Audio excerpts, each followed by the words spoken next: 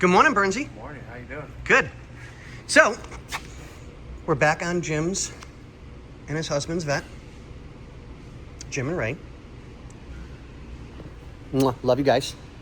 So, as we're digging and yanking and pulling and disconnecting, and so if you guys can see here, when we undo the bottom, it tucks it even harder. So we do the top and it pulls it away a little bit, but not enough. But if you watch that corner, it doesn't move. I'm like, this is driving me crazy. So much to disconnect just to do a simple radio harness. I mean, it's absolutely crazy. So I took a break, walked away. Had stuff I had to do for me yesterday, so we're back on it. And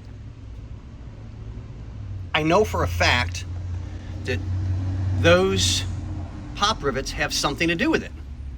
Couldn't figure out why, because I couldn't see underneath because there was a piece of plastic there protecting the bolts for the steering column. So if you guys can see right there, the bolts, it had a piece of plastic which locks in right,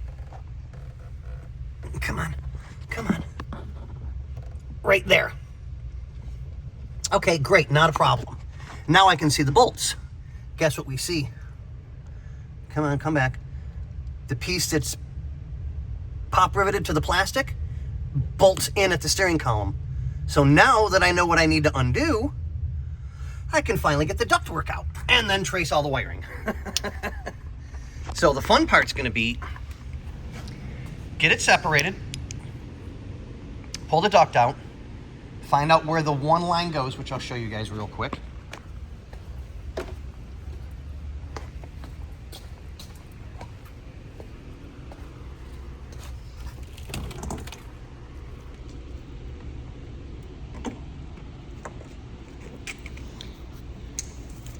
Which is this connection right here, which follows all the way around to go on that side of the car.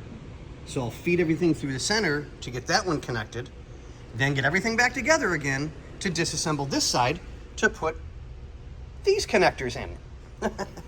You gotta love it. But on that note, now we all know where I'm at. We'll see you guys on the next one.